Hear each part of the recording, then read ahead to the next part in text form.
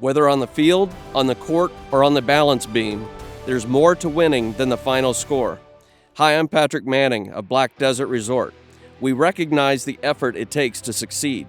That's why we are proud to partner with Utah Checkdown, the podcast that tells you the story before the game, then gives you a recap of what happened when it's all over, the grit, the glory, and the disappointments. Join us for stories of Utah's finest athletes and coaches. Thanks for listening.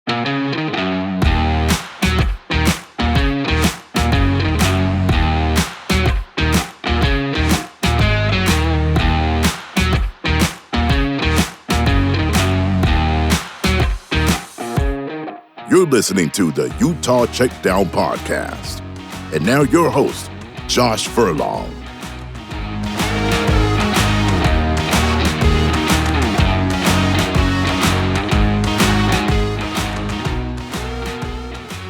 Welcome back to another edition of the Utah Checkdown podcast. I am Josh Furlong.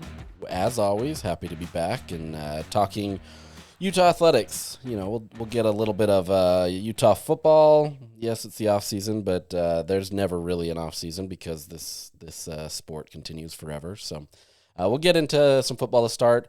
We'll also talk some basketball and some gymnastics and kind of go from there. But before we do that, let me tell you about our partners, Black Desert. So at Black Desert Resort, you can truly indulge in luxury your way. Whether you choose a sleek studio or an expansive 4-bedroom suite, you're just moments away from teeing off on a championship golf course. Savoring top-tier dining, relaxing poolside, or exploring the rugged beauty of southern Utah. Whatever thrill you seek, it's right outside your door. Your journey awaits at blackdesertresort.com. Get lost and find luxury. All right, well, let's just jump into this. Before we get into Utah football specifically, I find it interesting since last time, some of the coaches that were hired in college football. Two of them will impact Utah in terms of the Big 12, and one of them is just a bizarre hire, in my opinion, and that's Bill Belichick at North Carolina. It's a 5-year contract, I believe. And I personally don't see it working too well at the college ranks.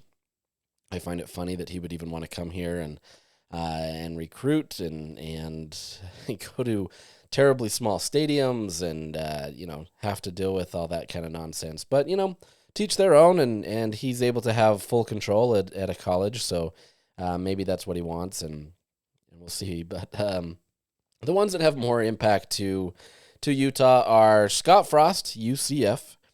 He returns there, national championship winning coach. If you talk to UCF fans, I do find it funny when we went to Orlando to go to that Utah UCF game. They have that national champions written on their stadium and loud and proud. And if that was the case, they were named similarly to how Utah was named as national champions back in 2009 for their Sugar Bowl win. So that was done based on back before we had an actual national championship game. Obviously, teams were voted upon by various ballots or services. So you had the Associated Press who would say who their national champion is, and the New York Times. There's a bunch, and Utah was named national champions that year. And Utah obviously has played it up a little bit, but they're not putting that on their stadium. It's not on Rice-Eccles Stadium. But UCF, that's the bounce house has that there. I took a picture of it because I found it funny. But Scott Frost was the one to get them there. So I think they're trying to go back to that, the glory days, so to speak, and see if they can do more than what Gus Malzahn did and kind of the expectations that they had there. But interesting.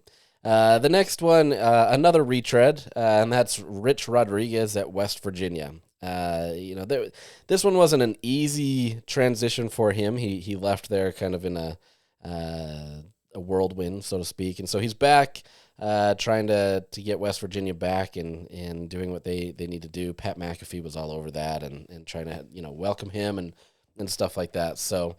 Wild stuff. We're not going to spend a ton of time on that because I don't really care. I just find it funny that you're bringing back former coaches, and Utah State saw that didn't necessarily work well with bringing Gary Anderson back. It has potential, but we'll see. But these are teams that are going to play Utah And so we'll see what happens. Rich Rodriguez, obviously, in his time in the Arizonas, it's fun. He's entertaining to watch on the sidelines, to say the least. So we'll see what that looks like. But you're not here to talk about that kind of stuff. Just found it funny. Moving to Utah football. So since we last talked, I did the podcast last Monday, I believe, and Utah has hired 2 position coaches. So you have Mark Atuaya.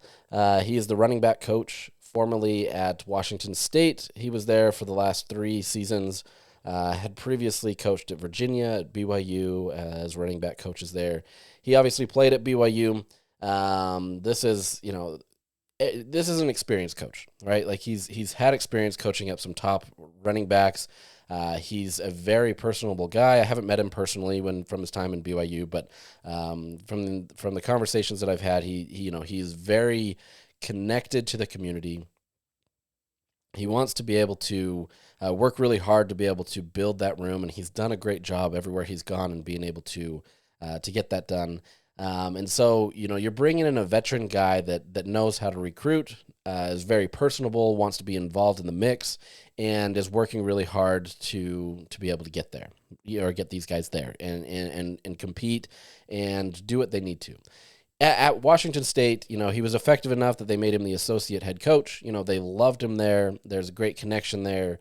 If you see him on Twitter or any of these other social media platforms, he is very active. He wants to make sure that there's that larger than life personality in there.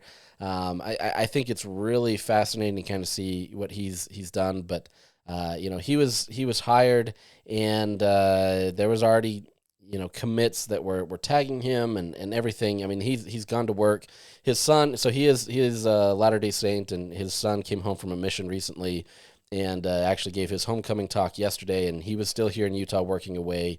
There's a lot of busy stuff to do this weekend, and we'll get into that. But he's all committed. He's ready to go.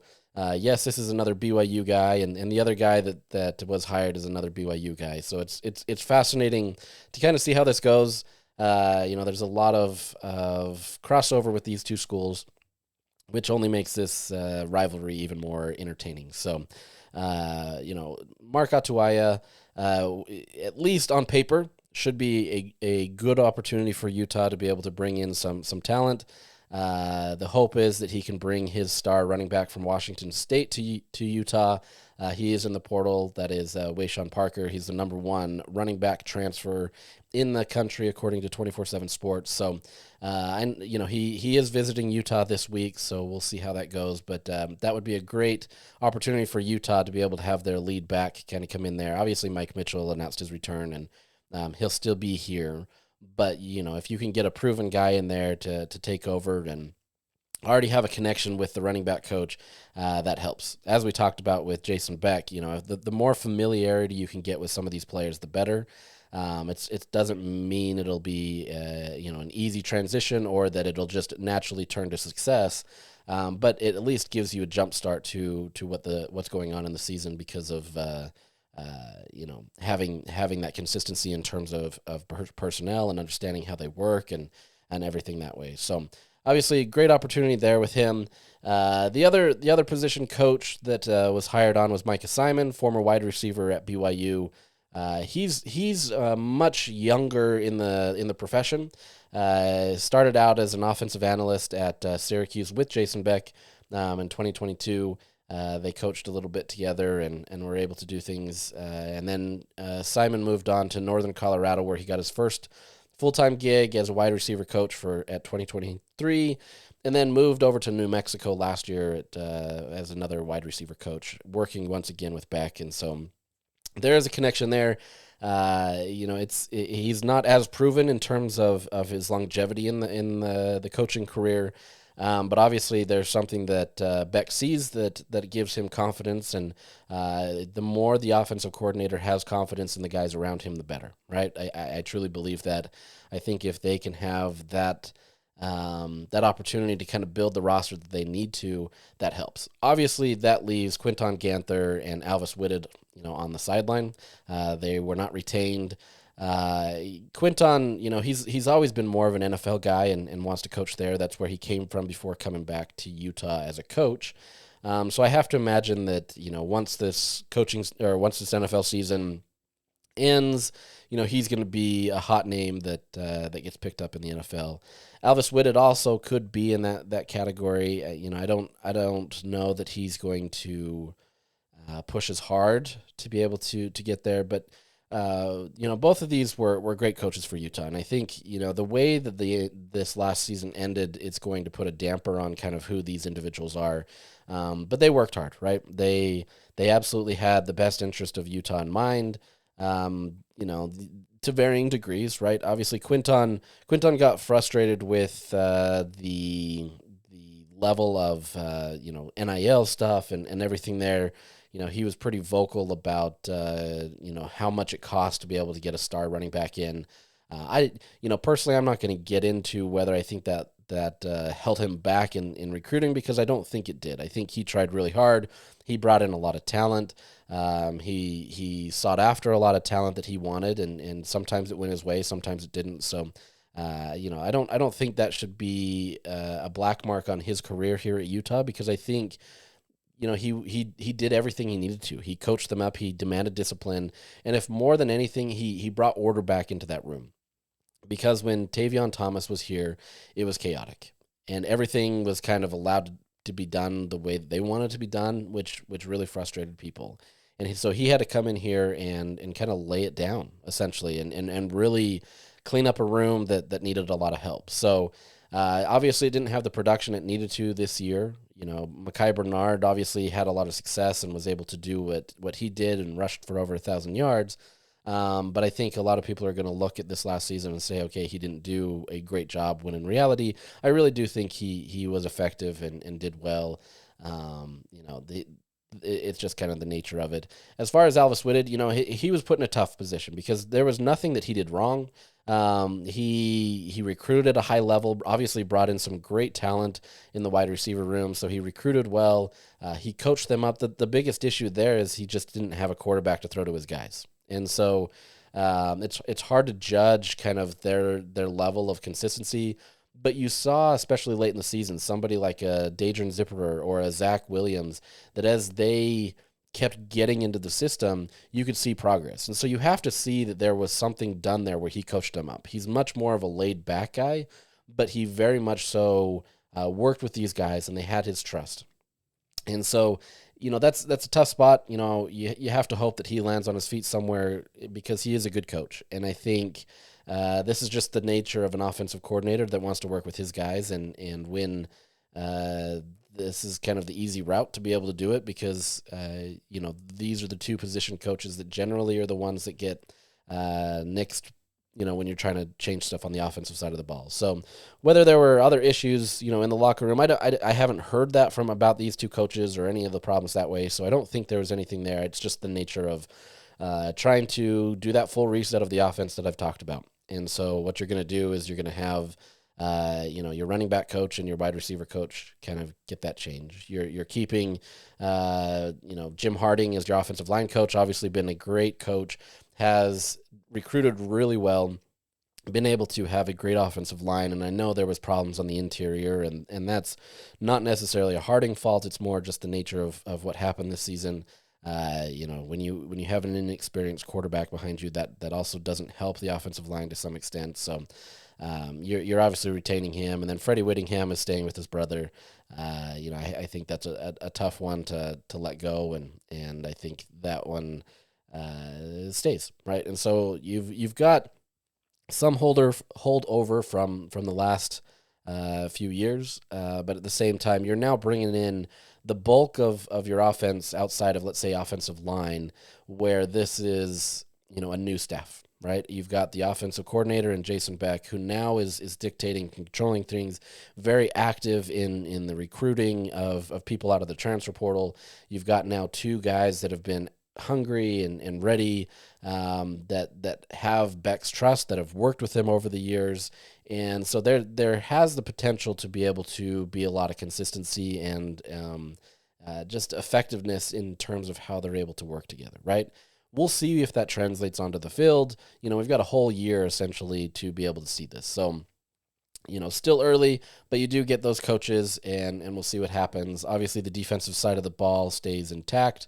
Morgan Scalley is running that ship, and obviously we've talked about kind of his future and what that could mean. So there's that. But, the big part here is this is the time of the year where this is very active for the transfer portal. And I touched on this last time, where because Utah isn't in a bowl game, where they're not focusing on prep and they're not focusing on practice, this becomes what Utah is doing 24/7. And so there is an advantage to some extent to not be in a bowl game, especially in this scenario where you needed to retool an offense. And obviously, if you're in a bowl, you don't need to retool the offense to some extent, right? I mean, if Utah had won one more game and went 6-6, I don't know that would have changed. Utah still would have needed to be in a position to change their offense. Even 7-5, I think you're probably in a similar spot. But obviously, that changes kind of the feeling of the season and everything there. But this is a great opportunity for Utah as long as they can continue to capitalize on it. And it's been active, right? Utah, since the last time we did a podcast, they did lose 2 players. Carson Ryan is a tight end. I don't know that this was a direct correlation with Landon King announcing that he was coming back. For a long time, I think the thought was that King was going to enter the portal just because of how this season went. Obviously, was frustrated with kind of how it went and didn't get a lot of playing time. Came on a little bit more at the end of the season, but obviously likes what he sees with this offensive staff. Wanted to come back. Carson Ryan wanted another opportunity. It just didn't jive for Utah. He is a Utah kid. I wouldn't be surprised if he goes to BYU, just simply being from here and wanting to stay here, having that experience and everything. But he did play at UCLA, so he's not, averse to leaving the state. But I think, those close ties probably draw him to BYU. If Bronco Mendenhall at Utah State can pull him away, that's a big boon for him and everything. But talented kid, obviously tough to see him go simply because, there was a lot of potential there. I think Utah could have done well with Carson Ryan, and for the most part, he did well in the reps that he got, but just that quarterback situation really hurt that. The big surprise of the transfer portal season, though, has been Cam Calhoun. This is a corner that transferred in last year from Michigan. It had been relatively a lockdown corner, right? He developed, he grew, had progressed, and even at the end of the season was all committed. Sent out the tweet saying he was a Utah man. He was actively trying to recruit players to Utah, getting fans involved, trying to get them to kind of let their influence known and in some of these recruits. And then suddenly, out of the blue, he enters the transfer portal, and essentially another school. And there's debate. The Salt Lake Tribune reported that it was BYU that threw a bunch of money at him to get him into the portal. I've heard there's been some other schools as well that have been kind of linked to that. Wisconsin was the first offer that he posted, and I've heard that Wisconsin is kind of in the mix of that. Regardless, it doesn't really matter what school it is. He got this offer, and Utah either decided that they didn't want to offer or to match it, or that they couldn't. Who knows? I don't think Utah's necessarily hurting for their money, but they also have to prioritize other people, especially in the portal or wherever that may be, returning players, that kind of stuff. And so, Cam Calhoun is now in the portal. Now there's a world where he can come back. All of these transfers in theory can come back based on, how this works. There's no guarantee that Kyle will allow them to come back. But there is potential. So never say never, but at the same time, he decided to follow the money, and that can be a good choice or a bad choice, depending on how this goes. Obviously, Utah has done well to develop corners and safeties and, these defensive backs. And so, for his sake, you have to hope that he's going into a right situation and not just chasing a little bit more money.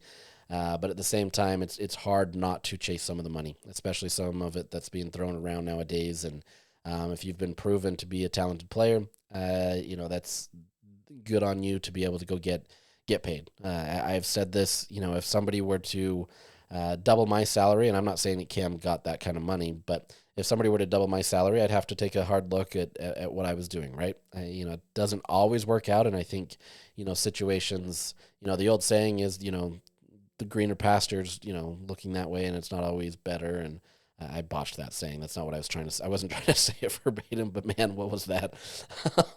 But at the same time, it isn't always a great situation, and so we'll see what happens there. But for the most part, Utah, they haven't really lost a ton of other talent. Those were the two that were, as of late, that were the most impactful. That's not to say the other guys in the room that left weren't impactful, but it's just it's more depth players that haven't had their chance yet to really play, and so really interesting to kind of see how this develops. But so far, since that initial push of players entering the portal, it's been relatively quiet.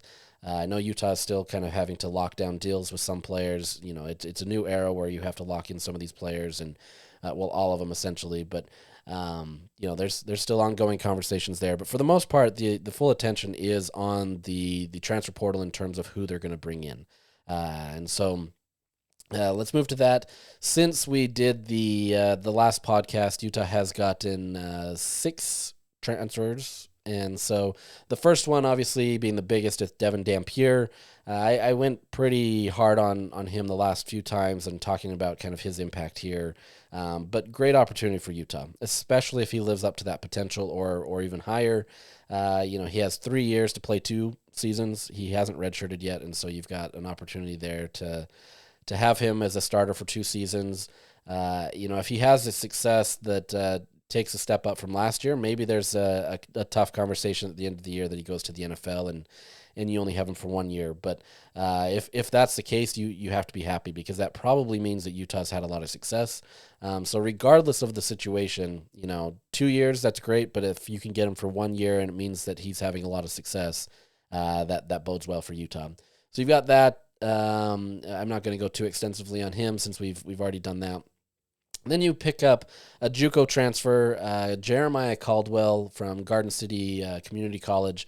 He started out his career as a 4-star corner. Went to Louisville, transferred to Miami, Ohio. And then it didn't really work out on those 2 places. Really didn't play. I mean, he redshirted his first year. So Louisville was just a redshirt season. Transferred to Miami. Man, I'm having a hard time saying that today. Only played 5 games and then was done for the season, and then went into the JUCO route. And it seemingly has kind of turned a corner and ready to contribute for Utah. The JUCO route is not always easy, right? And as you've seen in the transfer portal era, the JUCO players just aren't being picked up as much as they used to. And so it becomes a tough route for these guys. But Utah has seen some talent there. I don't know how much of a work in progress he's going to be. Over the years, Kyle Whittingham has talked about that sometimes in those JUCO levels, you learn bad habits and you're not getting the same consistency and level of coaching. And so sometimes you have to break out some of these guys. But obviously, coming out of the high school ranks, had a lot of talent. Was, like I said, he was a 4-star corner, and so the evaluations on him were good. It's just a matter of if he can now reach that potential, right?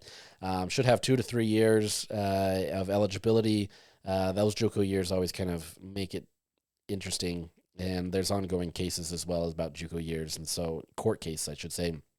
So it's undecided on how those are necessarily going to play. Diego Pavia from Vanderbilt filed a lawsuit talking about how the JUCO years shouldn't be classified as NCAA eligibility because they're not part of the NCAA, and so it doesn't really matter. Either way, probably a 2-year guy at Utah if they can get him 1 year. If they if they can get him to maximize that, but you get a corner and do well. You also get a Ryan Phillips as a punter from Missouri.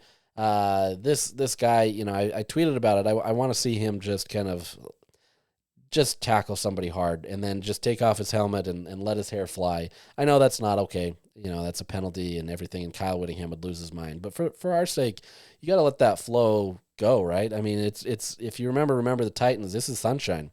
He's got those locks and he's ready to go. So interesting to see there. But you do have a punter. Don't know how he'll factor into this yet, but you lost Jack Baumeister, so you have to imagine that he's at least in the mix there. I know this Dylan Curtis kid, they want him to potentially punt as well, but we'll see how that goes. And then you get a legacy defensive end in Jackson Jones, comes over from Oregon, redshirted the entire season this last year, so he hasn't played at all. He's got 4 years of eligibility.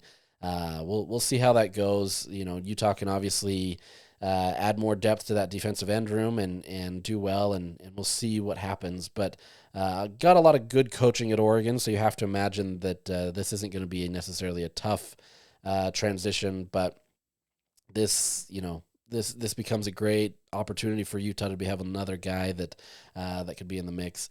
And then the last two are on the offensive side of the ball. So you've got Creed Whitmore, wide receiver from Mississippi State. This was a highly, highly rated wide receiver coming out of high school. He was rated a 94 by 247 Sports. He actually played quarterback in high school, dual threat guy, passed for 2,700 yards, 35 touchdowns, a near 60% completion rate, and then also rushed for almost 1,300 yards and 17 touchdowns. So just from that standpoint alone, I mean, he's got talent. Obviously wasn't recruited as a quarterback. He was recruited as an athlete and primarily worked out as a wide receiver. So really fascinated by this commitment.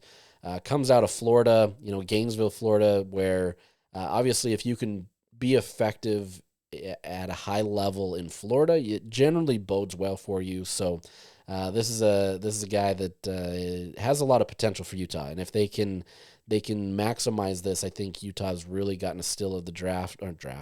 Now I'm talking NFL. Still of the transfer portal. There's obviously a lot of great talent out there, but I mean, I think this is a guy that could come in here and really do some damage. Has 3 years of eligibility. He redshirted last year. So, Mississippi State was not really a great situation, but a highly, highly touted kid, and, you'll have to see what happens there. And then lastly, last night you get Michael Washington Jr. He's a running back from New Mexico State. He's I talked about Wayshawn Parker being kind of that guy that Utah's still targeting, and Wayshawn in theory would be kind of your lead back, right? He's the dominant guy. Washington, that's not to say that he can't be in that mix, but he's kind of like your depth running back and would provide a lot of talent. He comes out of New York. He did well last year as their second leading rusher at New Mexico State with 725 yards, 8 touchdowns. And so you only get him for 1 year, but essentially is a depth piece. And, Utah's going to continue to target more guys that are going to kind of do more.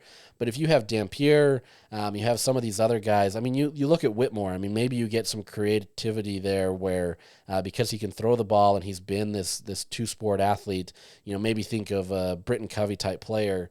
Maybe that gives you the potential to kind of mix and match some stuff. So you've got Dampier, you've got Whitmore, you've got Washington. If you're able to get Wayshawn Parker, or maybe Eli Sanders, follows Dampier from New Mexico and comes up here, there's a lot of potential here for Jason Beck to kind of mix and match and do some things with some talented athletes that can really make things a challenge. Then you add in what Utah already has in the roster, and there's a lot of potential there already. That doesn't mean that Utah's done. There's a lot of players that they still need to recruit. But this last week, they hosted a ton of players. It's almost 10. I don't think that was the full number from what I've heard, but a fair amount. And Utah's going to continue to be active this week as well into the weekend. I believe Wayshawn Parker and a few other guys are visiting this weekend, so we'll see how that goes. But the big focus still is going to be on running back. If you can get that lead back, you've got to be able to find that, whether that's Parker or whether that's Eli Sanders or somebody else. There's a whole bunch of players that Utah's targeting. That's kind of your main focus right now, in my opinion. As I said in the past, you're going to find the best guys available if they're available to you. But there's going to be some priorities here, right? And then those are running back. You've got to be able to build that room. You've got to be able to find a lead guy to be able to take over. Parker would be a fantastic fit. Obviously, as I said, he understands what the running back coach does, has been effective. He's got a lot of years available to him, and so I think it's a great potential. to be able to have that. Next up is you got to get more wide receivers. So you're going to continue to target that, and I know they've got a lot of guys that they're focused in on. So you've got wide receivers. Corner is obviously going to be another key area. You're always going to try to find more depth there in the secondary and trying to do that. So there's that. You're going to try to find QB depth as well. It's going to be harder now that you do have your starter, right? I think especially early on right now in the transfer portal, we've got until December 28th where guys can still enter the portal. That's not to say that guys can't, commit way after that, but you at least have to be in the portal then.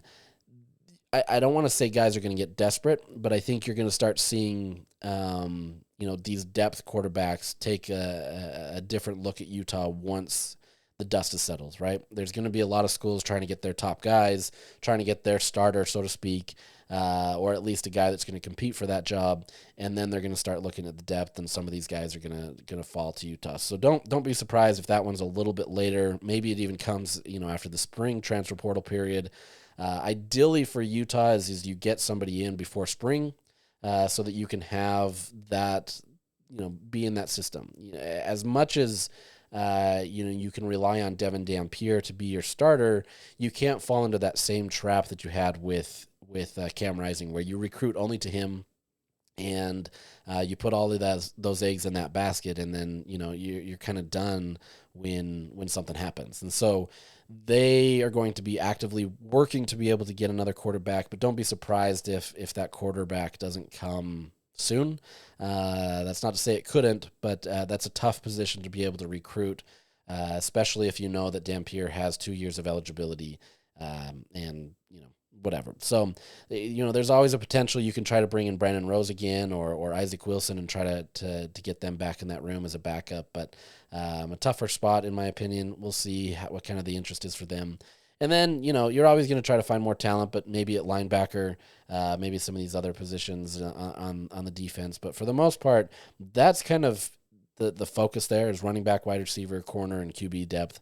So that's kind of that. So that's it for football today, because we're still just kind of waiting on the transfer portal stuff. Still haven't had a chance to talk to any of the coaching staff. They're not going to talk at this time of the year anyway, because they're actively working on getting guys in. So this will be a big push right before Christmas, right before that transfer portal window closes, at least getting guys in. And then continuing going into January, that's going to be a big focus on trying to get guys to get them in before the school session starts. I believe Utah, their eligibility, it's something like January 10th or 12th or something like that players have to enroll before they're not eligible for the semester. There's usually some sort of grace period, but I can't remember exactly. But this, you're trying to get the main guys in before spring so that you can get them acclimated and ready to go. Jason Beck's system is a little bit easier to learn, and so I don't know that there's as much of a worry to be able to come in, plug and play type player in the fall camp. But as any system goes, you want to be able to have more familiarity with it. You want to be exposed to it. You want to play in it, practice in it. And so anybody that you can get before the spring session is going to bode well for you. So that's that. So let's move over to basketball. As I've mentioned, we'll slowly transition more to basketball as this develops. But right now it's still football.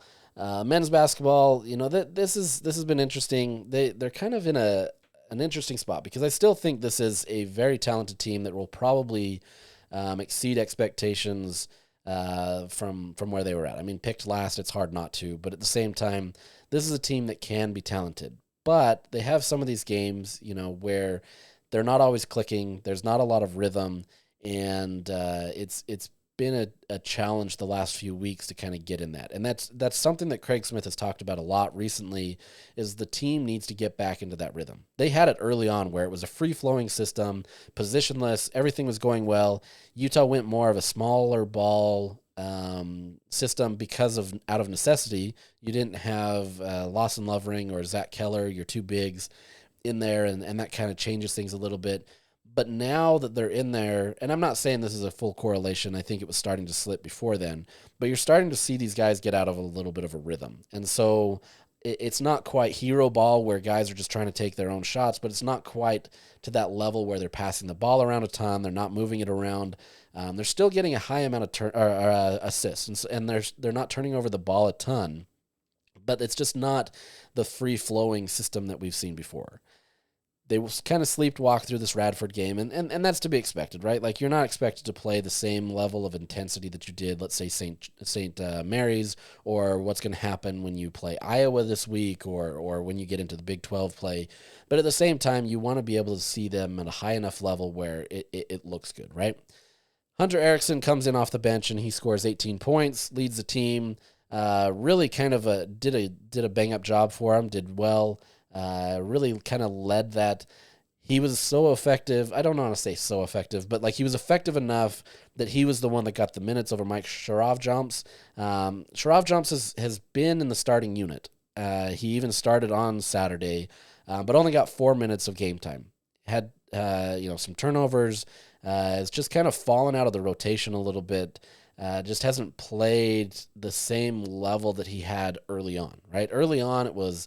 Everybody wants to play with him, and that's not to say that they don't still, but he was playing well. His length, really disrupted a lot of what other teams were trying to do. He was a great facilitator of the ball, and suddenly it's just kind of dropped off. And there's some things that he needs to work on. He's had conversations with Craig Smith, and they're trying to work through this because he is in a bit of a slump. And so whether he falls out of that rotation, I don't know. But it's shrinking for him, right? And I think it's getting to the point where if he's not going to play at the level that they need him to, he's going to slowly fall out of the rotation. He's not going to be in a great spot, and some of that may be personality, where he's frustrated, and so he's doing things to kind of hurt himself. Other things where he's just not kind of playing to the level that Craig wants him to. That's a combination of things. And so curious to see how that goes. Usually if you're a starter, you've been given that trust, and he has been given that trust, and then now it's just kind of slowly fading. So curious to see tomorrow when Utah takes on Florida A&M, another kind of last low-level opponent before getting into the thick of your schedule. What happens, right? Does he kind of have a resurgence? Does he able to get in there? I'm curious to see what happens there. But other guys are stepping up, right? Miro Little has done a great job at the point. You've been able to get Hunter Erickson in there, he's just been a hustler. I don't think his ceiling is as high, but at the same time, he's a guy that's going to get in there and he's going to mix it up with everybody. Now, you've got to do that at a higher level in terms of the competition. And, his defense is absolutely valued because he gets in there and works really tough to be able to stop the opposing team. But like I said, I think the ceiling for Sharavjamps is a little bit higher, but it's got to manifest itself on the court. So curious to see what happens there. Keanu Dawes, freshman, he early on he was kind of the guy to fill in for Ezra Asar. Kind of got that second unit opportunity. He didn't even play on Saturday and has been kind of falling out of the rotation. That's part of the nature of being a freshman, as well as kind of Craig Smith just shrinking the rotations. You can't continue to go 10 deep, 12 deep, whatever it may be, and continue to have effectiveness. And so he's trying to find the players that he can get in there. That's not to say that Dawes is not in that mix. Honestly, Dawes has some true, real potential that you get him on that court and he's going to fight. But at the same time, we don't see what's happening in the practice facility. We don't see, kind of the development that he needs necessarily. But for the time being, Craig Smith has elected to kind of push him out of the rotation, especially as he gets in Lawson Lovering and Zach Keller into there. Curious to see kind of how that goes as well. But those are two players that have fallen out. Outside of that, you're getting consistent play. Lawson Lovering, he's not always the most fluid guy out there, but he provided some great minutes on Saturday, did really well. If I remember right, he had 12 points, and just kind of dictated what Utah needed to, especially on defense, and then added some effectiveness to the offensive side of the ball. Caleb Lohner, still kind of transitioning to the basketball realm, got into the mix and is providing some physicality. Looked a little bit better in terms of basketball conditioning on Saturday, but he's still not fully there yet. There's going to be some polishing there, and still looks like he wants to run over a guy as he drives to the basket, which, if the refs aren't calling it, it's all good. And take it. But, there's going to be some fine tuning with his game, but he's definitely in the mix. And quite honestly, it's probably taken Keanu Dawes' minutes.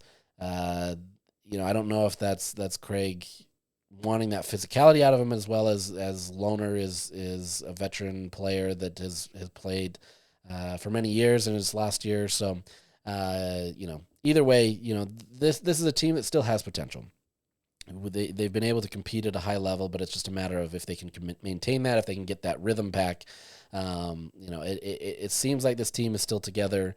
There's no reason for it not to be, but it changes when you change up the rotations and all that kind of stuff. So we'll see what happens there. They're going to go into Big 12 play after this week, where they get Florida A&M and Iowa on a neutral site on Saturday. That'll be a key game for Utah to really jumpstart the Big 12 play. But in the same vein, Big 12 play has kind of fallen off a bit this year. It hasn't been, quote unquote, the best conference in America this year. It's early, right? Non-conference play is tough. A lot of these top teams are playing other top teams, and so it becomes a challenge. But the Big 12, in terms of Ken Palm's rankings of the conferences, has fallen behind the SEC and Big 10. Weird, these two leagues are separating in all sports. It's kind of weird how that works, but money will do that. But we're now in a world where there's no more undefeated teams in the Big 12. Each one kind of has a loss that has been close. Some have been some head scratchers, not for all, but this is going to be an interesting year. And if Utah can hit at the right time and they can play that connected ball, hit their 3-pointers. To that point, side note, I think one of the biggest things, so for example, in that Radford game, the talk that I've had and conversations that I've had is that when Utah isn't able to hit those 3-pointers, does this team wilt, right? It's that live or die by the 3-pointer.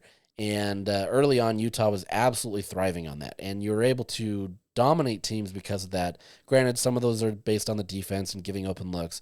But Utah had plenty of open looks against Radford, and they just didn't fall. So when those aren't falling, how does Utah respond? And so I think as much as they sleepwalked through that game, that was a great response to be able to see that Utah can find different ways to score. Now, I don't know that this team is built to rely on that at a consistent level.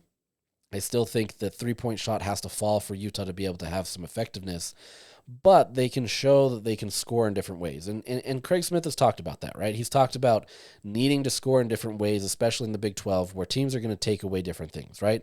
Not everybody's going to allow you to shoot the 3-pointers as free as they have up to this point in the season. So how does Utah find scoring? Obviously, you can go some inside-out work with Lawson Lovering or Zach Keller or maybe even Caleb Lohner or some other guys, but you've got to find some creativity and try to find some shots that aren't going to always be the 3-point. Now, that's still going to be their bread and butter. And if it's available, Utah can be deadly there. But when those shots don't fall, what happens? And I think we got a good answer to that on Saturday. Now, was it perfect? No, because I think this is still a team that has to rely on that. They're great shooters, but it's from deep. And so I don't know, that this team is built to win it with 2-point shots or in the post and, getting second chance opportunities and doing things that way. But it is promising that Utah necessarily hasn't wilted. In years past where Utah wasn't hitting 3-pointers, and they weren't getting their shots off that way, they wilted, and it absolutely turned into a blowout because Utah had no other answer. So we'll see what happens there. On the women's side, women are up to, last I looked, and this could be already outdated today, 24th in the net. They faced a 10-point deficit going into the fourth quarter on the road to Washington. It's kind of a weird game where the teams kind of switched quarters on being hot. And then suddenly Gianna Neepkins and Maya Torre absolutely unleashed in the fourth quarter. They combined for 24 points of the 27 24 of the 27 points scored in the fourth quarter to end up beating Washington by 10 points. used a 15-3 run to push that advantage, did really well there, and then held Washington to 1 of 13 in that final quarter to get a win. So against a former Pac-12 opponent, it was a great opportunity. These two teams know each other inside and out, and so it's a lot of challenge to be able to come into that, whereas going into the Big 12, these teams don't necessarily know a lot about each other outside of the little film that they've got. But a good push from Utah. Obviously, you'd like to see them be more consistent throughout the game. But at the same time, the fact that you could get Neepkins doing what she did, she was 8 of 8 from the free throw line in that quarter, just absolutely perfect there and did well for him. She continues to be the main focus of this offense, and this is a team that still has the same potential that they've always had. They can be a deep run in the tournament, but I think the margin for error is a little bit bigger this year than it was last year when you had Alyssa Peely. I think it's easy to be able to fall out of that if things aren't hitting. And so, Neepkins is starting to look much more comfortable playing now. Coming off of an injury, it's tough to kind of get into that. Kind of looked a little slow in the step at first, more hesitancy maybe, and that's just my viewing. I don't necessarily think that was a huge thing, but you're starting to see her really kind of thrive more and get back to who she was before the injury. So good for that. Torre obviously providing some great minutes. If I remember right, she only had 12 points in the entire game and scored 10 in the final quarter. So she provided some great minutes, especially on the defensive side of the ball where she was getting defensive rebounds that proved pivotal for second chance opportunities for Washington. That was as much of a factor in Utah being able to do what they did. So great opportunity for the women, and they start conference play on Saturday against Arizona State. So we'll see how that goes. Once again, it's another former Pac-12 team, so there's a lot of understanding there. But this will be a game at home, and it's a fun team to watch, so give it a look. And then lastly, the Red Rocks did a Red Rocks preview. This is a deep team. They've got a ton of talent, a lot of people on the roster, probably the biggest roster I think I've ever seen at Utah, at least in the time that I've covered them. But first off, Jaden Rucker announces just before the preview that she's out for the season with an Achilles injury. Tough break for her. Coming back, obviously, as a sixth-year gymnast, she wanted to come in here and compete for a national title. Truly believed that Utah was right there for the taking and being able to get it, and then suffers that injury right before the season. And that's just a devastating blow for her more than anything. I think this team can absorb that, but at the same time, just a tough break for her. But she's going to be in there. She's going to be in that mix. She's going to continue to talk and help and mentor a lot of these gymnasts that are new to the program. But this was a fun meet. It's kind of crazy to go to these because the Red Rocks preview outdrew the men's basketball game. And this was just a preview. This wasn't even a meet. So really fascinating. A lot of people are curious to see what this team looks like. They ended up putting out 43 total events in the preview, so a lot of different things going on. Got a lot of different gymnasts kind of going in the different rotations, trying to see who could fit into the rotations and stuff. But more importantly, we got to see the new freshman, right? And at the top of that is Avery Neff. She was the number 1 recruit in the country coming into this class, so there's going to be a lot of eyeballs on her. Hometown kid from Bingham High, South Jordan area. This has been her dream school forever, and it was really fun to be able to talk to her after the meet, to be able to kind of get her perspective on it, because everything about that, and this wasn't even a true meet where you had an opponent on the other side. This was a dream come true for her, and her very first event on vault, she landed what arguably could be a 10.0. It was perfect. Probably could have got a little more distance, and so maybe they dock her a little bit, but perfect stick. This is a great opportunity for Utah to be able to have somebody that can perform in the all-around for 4 years, right? And be able to compete at a high level as the number 1 recruit in the country. But you also had other freshmen that stood out. Clara Raposo, Poppy Grace Stickler, and then Zoe Johnson. She was not in the mix. She's the other freshman. She did not perform because she injured her back previously, and so is close to coming back. She should be able to be there before competition starts on January 3rd. But good look from those freshmen.